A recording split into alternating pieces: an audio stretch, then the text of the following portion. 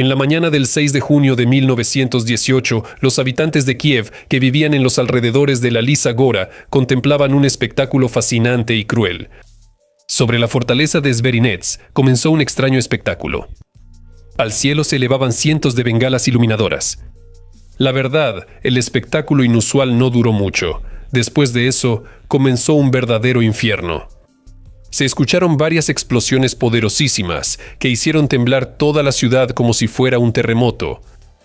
Así fue como Kiev vivió la primera, pero desafortunadamente no la última, gran catástrofe provocada por el hombre de su historia, la explosión de los almacenes de artillería en Pechersk, en la fortaleza de Zverinets. Fue una prueba seria tanto para los habitantes de la ciudad como para el gobierno del joven Estado ucraniano. Hoy en día, casi no hay dudas de que las explosiones de Kiev en 1918 no fueron una tragedia accidental, sino el resultado de un sabotaje bien preparado. En este episodio, analizaremos en detalle la tragedia de Zverinets, sus consecuencias, su magnitud y determinaremos al culpable más probable. También sabrán cómo se comportaron los habitantes de Kiev en una situación crítica, a qué conclusiones llegó la investigación oficial y por qué los archivos de Moscú siguen cerrados hasta hoy. Me llamo Semyon, esto es Megashow TV, comenzamos.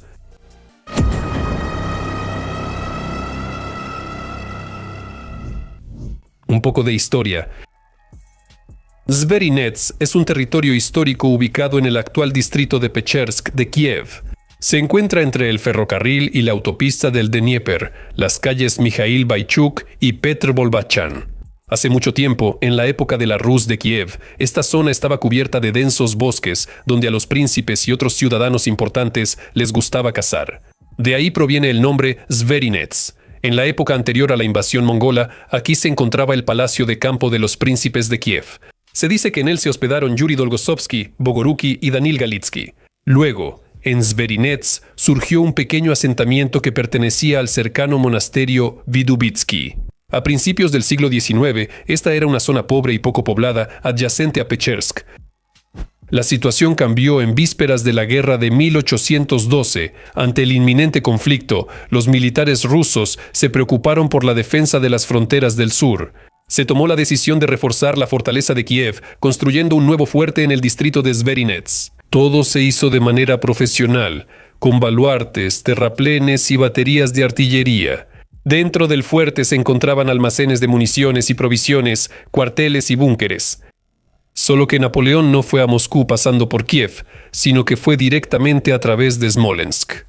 Así que la fortificación en Zverinets, al igual que toda la fortaleza de Kiev, nunca llegó a entrar en combate.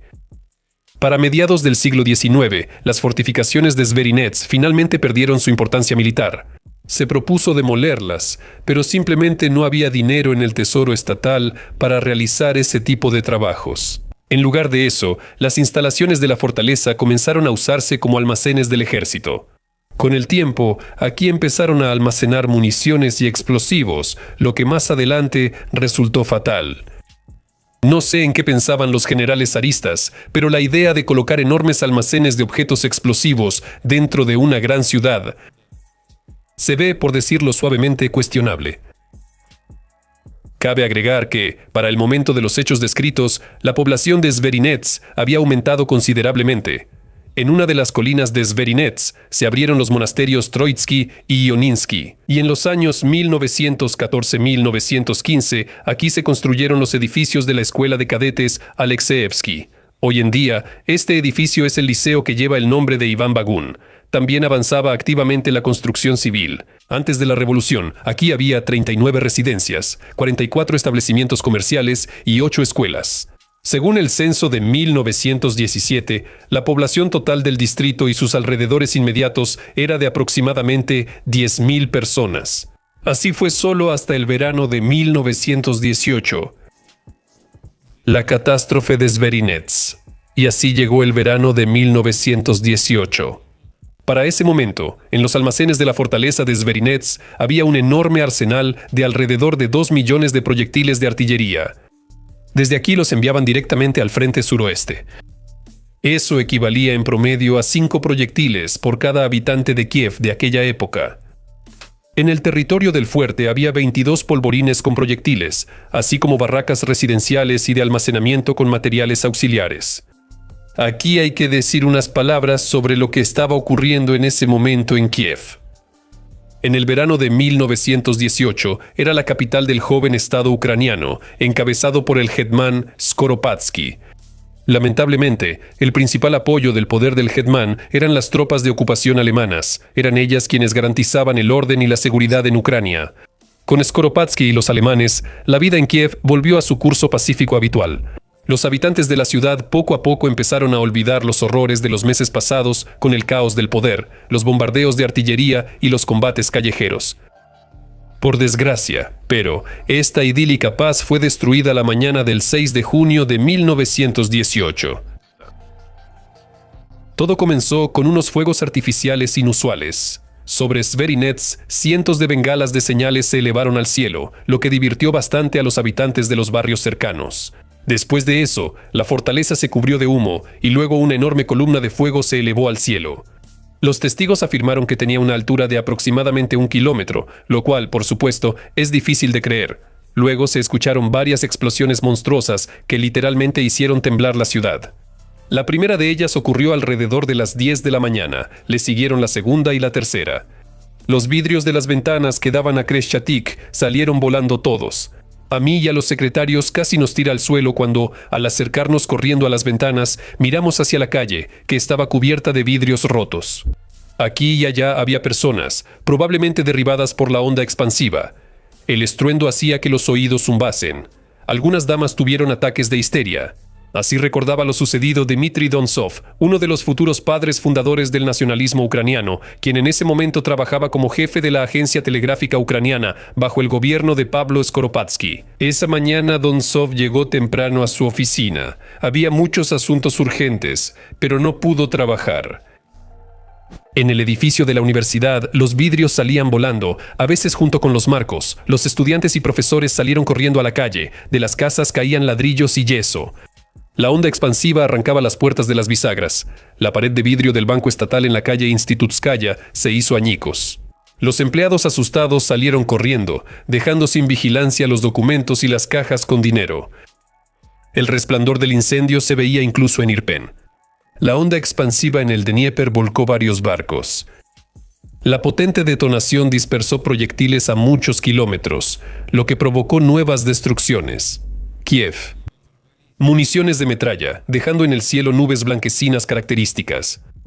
En el epicentro del desastre, en el mismo Zverinets, se vivía un verdadero infierno. Así describía los acontecimientos el periódico Pensamiento de Kiev. Cito: «La sacudida del aire es tan grande que las altas cercas de madera de las calles de Zverinets, los techos de las casas, los cobertizos y otras pequeñas construcciones, como astillas, salen volando por el aire y caen lejos del lugar donde fueron arrancadas».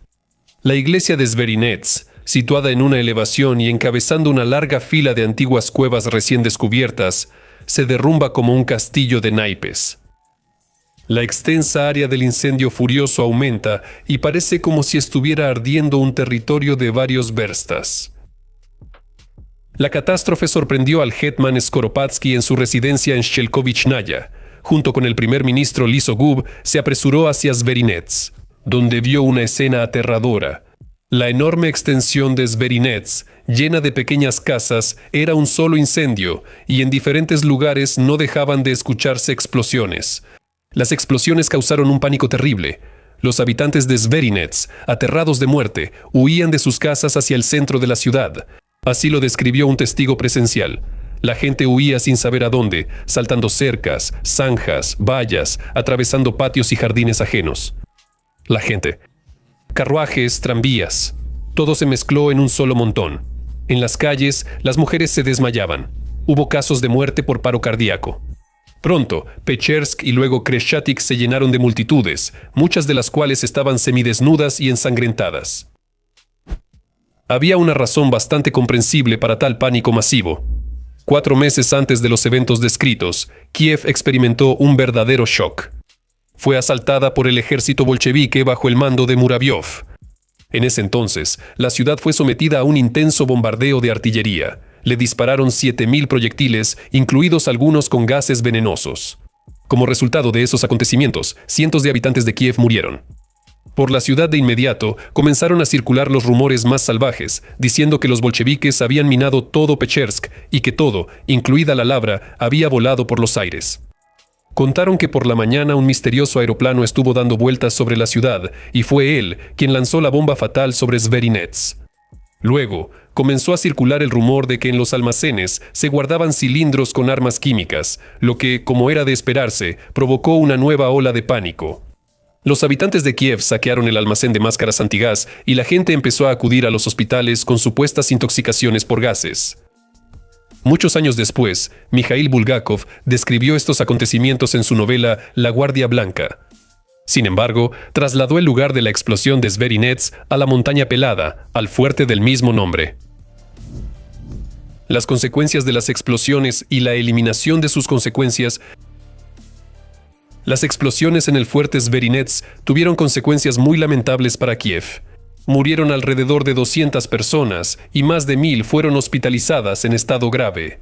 Sin embargo, muchos contemporáneos, así como los investigadores actuales de la tragedia, dudan de la veracidad de estas cifras, considerando que las autoridades deliberadamente subestimaban las cifras de víctimas para calmar el pánico. Muchos habitantes de la ciudad resultaron heridos por fragmentos de vidrio roto, pero no acudieron a los hospitales y se trataron por su cuenta. Las explosiones y el incendio posterior destruyeron más de 900 casas particulares. También resultaron gravemente dañados los edificios de los monasterios Ioninsky y Troitsky. Alrededor de 12.000 personas se quedaron sin hogar. La superficie total afectada por la dispersión de los proyectiles fue de 4 kilómetros cuadrados. Prácticamente todo Zverinets fue destruido por las explosiones y se quemó, literalmente hasta los cimientos. La reacción de las autoridades y de varios servicios de emergencia ante la tragedia fue rápida y bastante eficaz. Los primeros en enfrentarse al fuego fueron los heroicos bomberos de Kiev. Sin embargo, pudieron hacer muy poco. Las poderosas explosiones dificultaban la lucha contra el fuego. Varios bomberos murieron. Los bomberos pudieron reanudar su trabajo solo hasta el 8 de junio, cuando las explosiones se hicieron menos frecuentes, pero para ese momento casi todo el Zverinets ya se había incendiado. Solo quedaban pequeños focos de fuego. Casi de inmediato, el ejército también se unió a la operación de rescate. Más de 1000 soldados trabajaron en pleno infierno, apagaban incendios, rescataban personas y sus pertenencias, prevenían nuevas explosiones. Entre ellos había muchos muertos y aún más heridos.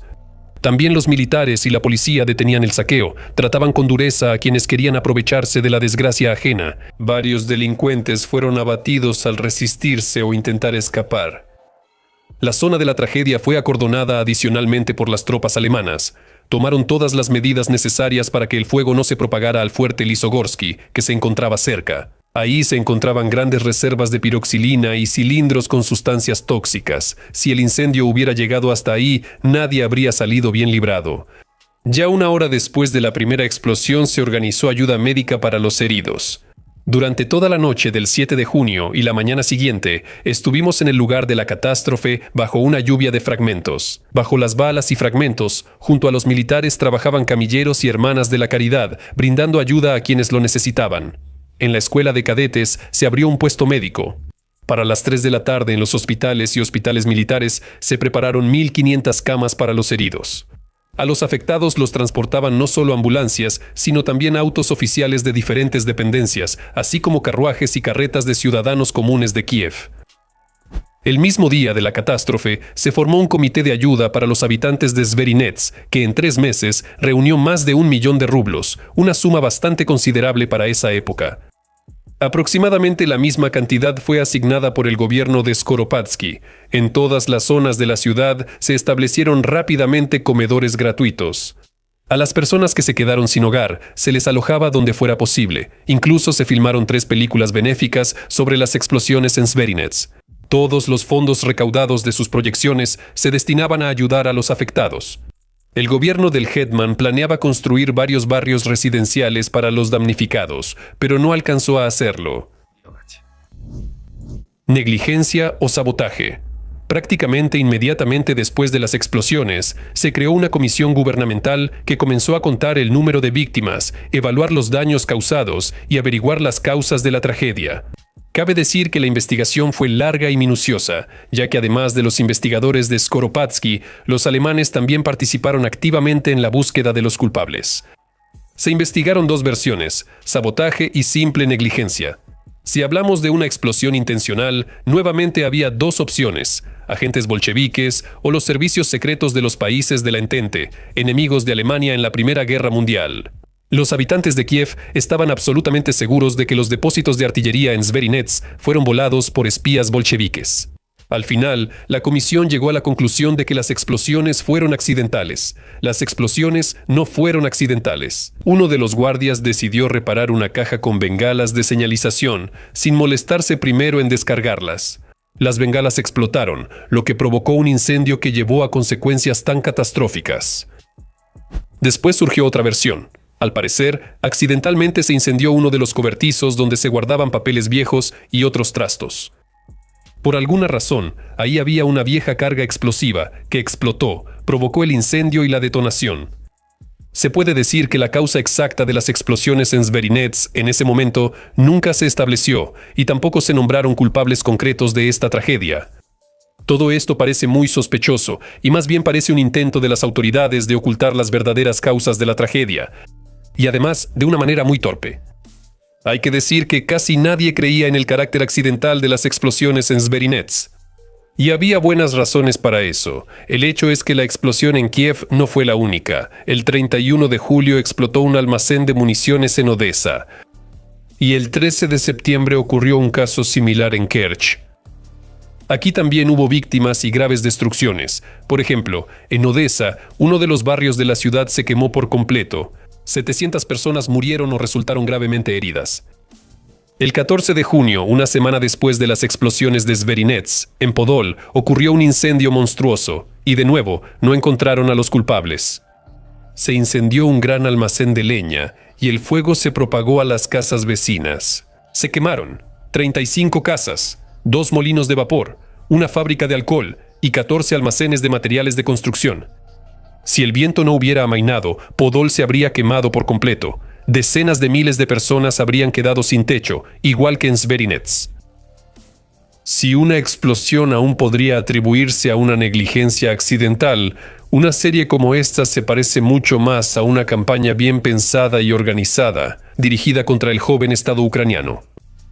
La única pregunta es, ¿quién podría estar detrás de esto?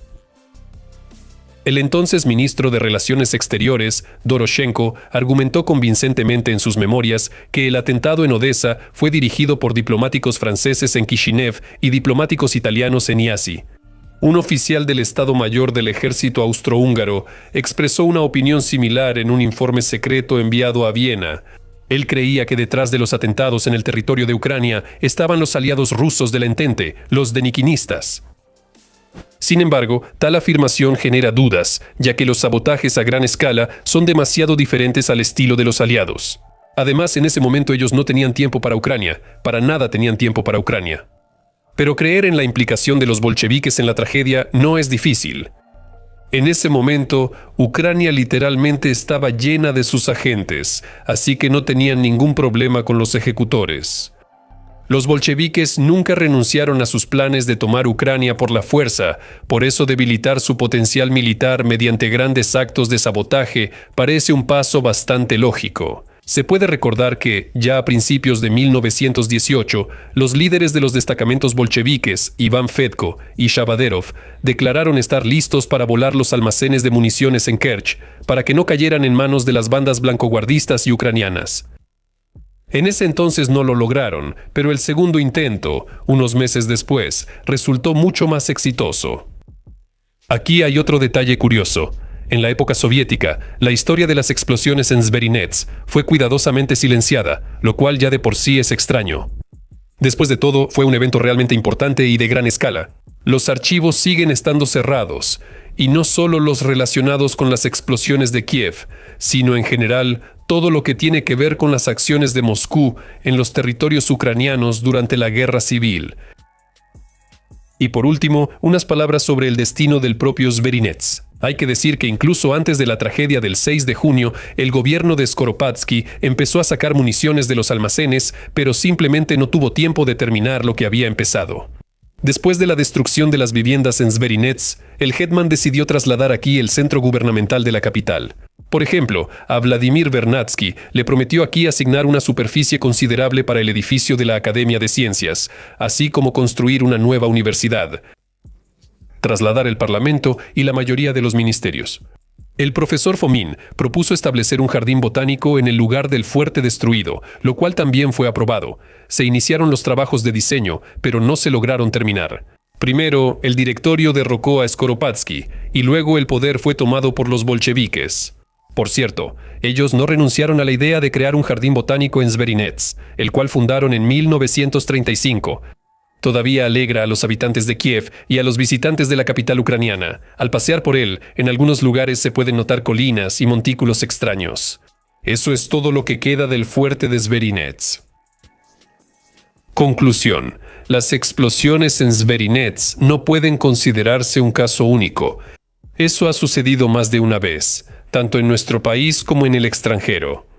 Y aquí no importa mucho si estos almacenes explotaron por sí solos o si alguien los hizo explotar. La causa de la tragedia sigue siendo la negligencia humana, la estupidez.